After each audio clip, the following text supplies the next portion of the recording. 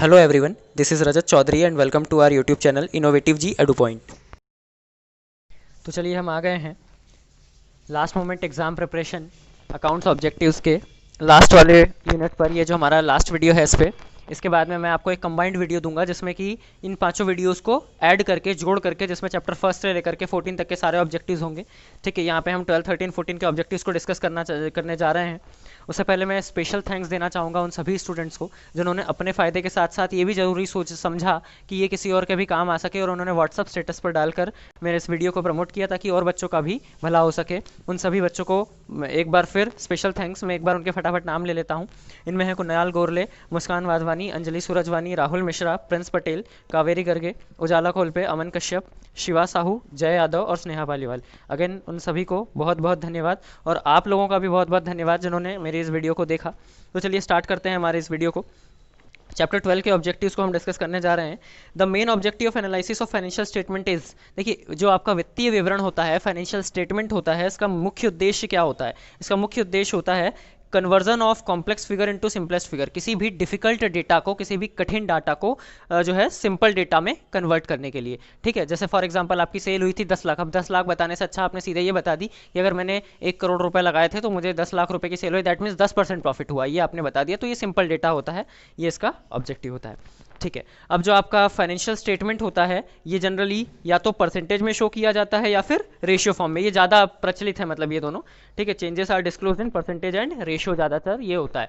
ठीक है, जैसे आपने कंपेरेटिव इनकम स्टेटमेंट में देखा होगा ये परसेंटेज में होता है, रेशियो एनालिसिस में आपने देखा होगा रेशियो में होता है। वैसे तो ये आपके फ्रैक्शन में भी होते हैं, और वैसे तो ये आपके जो है रेट में, यानी कि 4 टाइम्स 3 टाइम्स में भी होते हैं, पर इन दोनों पर ज़्यादा फोकस रखा जाता है। नेक्स्ट ध्यान रखिएगा कि डिवेंचर वाला इसमें इंक्लूड हो गया है, ये वाले दो उधर के शायद इधर आ गए हैं, तो डिवेंचर वाले भी डिस्कस कर लेते हैं। The debenture account is debited at the debenture of at the redemption of debenture. जब हम डिवेंचर रिडीम करते हैं तो उस समय जो है हमारा डिवेंचर अकाउंट डेबिटेड होता है। ठीक है, नेक्स्ट जो है आपका debenture at premium at discount पर इशू होता है। ये सब हम वहाँ पढ़ चुके थे, आगे बढ़ते हैं हम इस चैप्टर के ऑब्जेक्टिव्स को ही ध्यान से देखते हैं। The relationship between two independent figure, दो फिगर के बीच में रिलेशनशिप बताने वाले अकाउंटिंग स्टेटमेंट को हम अकाउंटिंग रेशियो के नाम से जानते हैं। ध्यान रखिएगा, मतलब जैसे दो नंबर है, मैंने बोला कोई 10,000 कमा रहा है, कोई 15,000 कमा रहा है, या फिर फॉर एग्जांपल यूँ समझ लीजिए कि आपकी करंट असेट्स 50,000 है, आपकी करंट लाइबिलिटी 60,000 है, तो आपका जो करंट रेशियो आ जाएगा 5:6 आ जाएगा। ठीक है ना, बात समझ में आ रही? तो ऐसे नंबर्स के रिलेशंस को बताने वाली चीज़ों को, ऐसी संख्याओं के संबंध को बताने वाली चीज़ों को हम अकाउंटिंग रेशियो कहते हैं, लेखांकन अनुपात कहते हैं।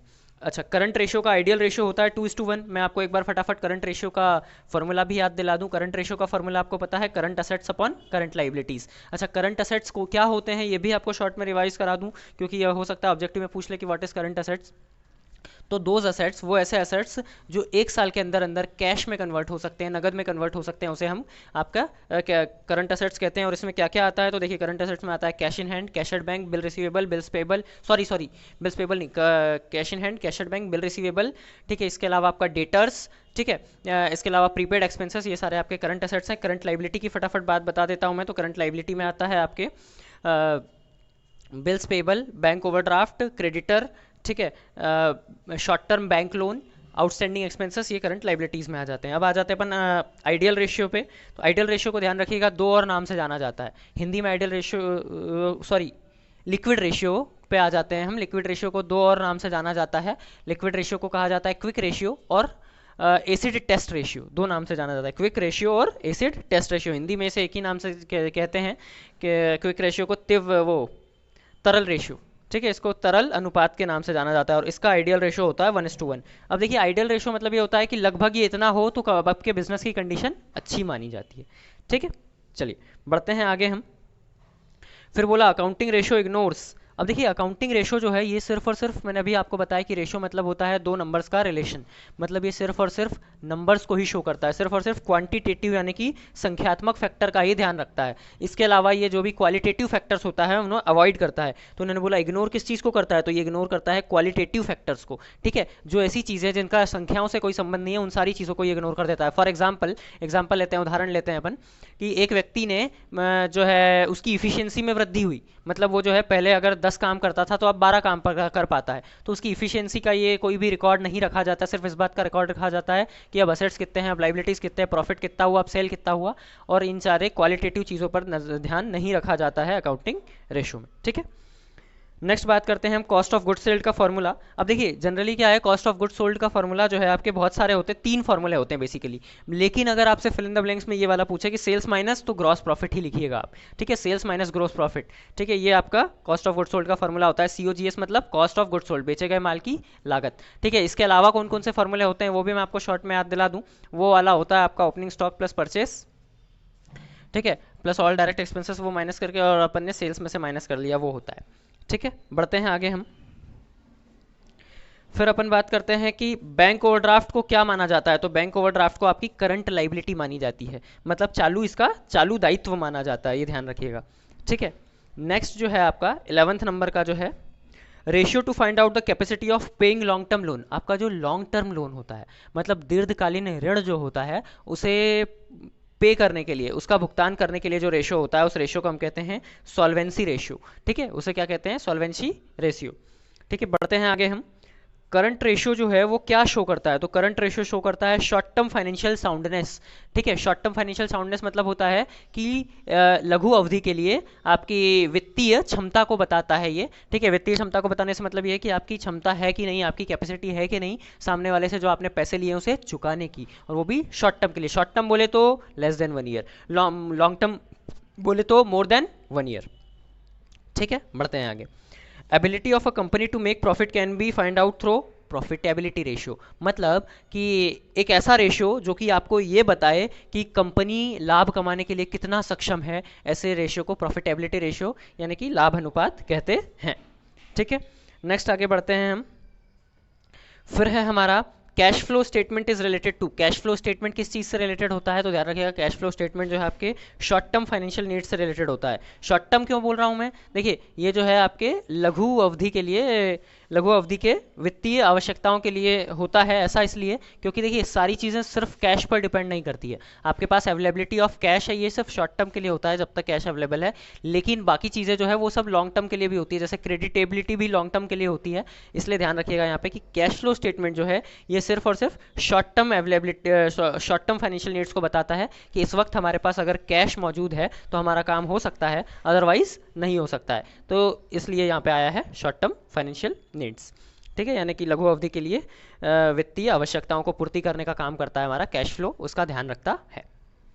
नेक्स्ट हमारे ऑब्जेक्टिव पे आते हैं अपन। Cash flow statement is the summary of. तो कैश फ्लो स्टेटमेंट किस चीज़ का समरी होता है, देखिए यहाँ पे स्पष्ट किया है, cash flow is the summary of cash book. ये रोकड़ बही का जो है सारांश होता है, आप ये कह सकते हैं समरी होता है। ठीक है, फिर आते हैं अपन those assets which are available for the business to immediate use.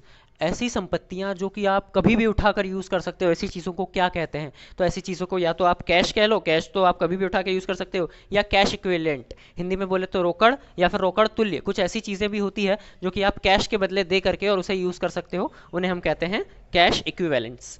ठीक है, बढ़ते हैं आगे। लास्ट ऑब्जेक्टिव है इसका कि कैश फ्लो स्टेटमेंट जो है इसमें किस टाइप की एक्टिविटीज़ होती है, तो जनरली 3 टाइप की एक्टिविटीज़ होती है, ध्यान रखिएगा। ऑपरेटिंग एक्टिविटीज़ यानी कि संचालन क्रिया, जैसे नॉर्मली हम बिजनेस चलाने के लिए जिन चीज़ों की ज़रूरत पड़ती है हमें, ठीक है, यानी कि बिजनेस चलाने के लिए हमें किन किन चीज़ों की ज़रूरत पड़ती है, जैसे कि रॉ मटेरियल खरीदना, सैलरी देना, वेजेस देना, स्टेशनरी एक्सपेंसेस, वॉट एवर, ये ऑपरेटिंग एक्सपेंसेस में आ जाता है।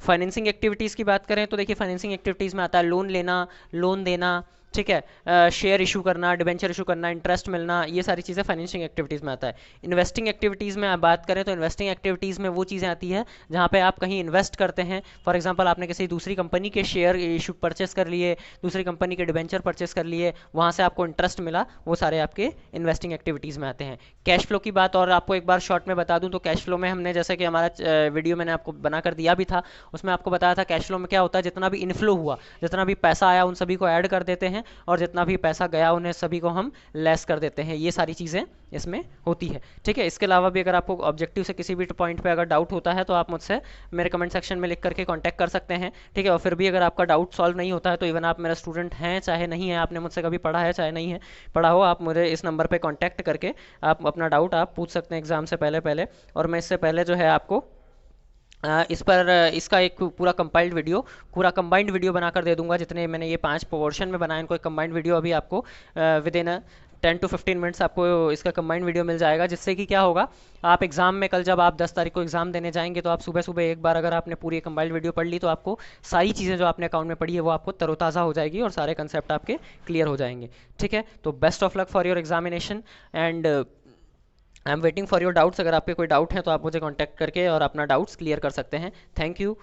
ठीक है, और मैं आपको एक चीज़ और बता दूं कि आप कल एग्ज़ाम देकर आएँ, रिलैक्स हो जाएं। उसके बाद हमारे और भी इसमें बहुत सारे अलग अलग लेक्चर्स आएंगे, जैसे inspirational videos, stories videos, biographies वगैरह भी मैं अब इस चैनल पर आपको अवेलेबल करवाऊंगा। और साथ ही साथ मैं स्पोकन इंग्लिश और ग्रामेटिकल कोर्सेज भी इस पर लॉन्च करने जा रहा हूँ। कल परसों से जो है ग्रामर के कोर्सेज भी आने लग जाएंगे, तो आप में से जो भी अगर इंटरेस्टेड हो तो आप उससे ग्रामर के कोर्सेज वगैरह भी पढ़ सकते हैं, फ्री ऑफ कॉस्ट है वो। ठीक है, तो थैंक यू।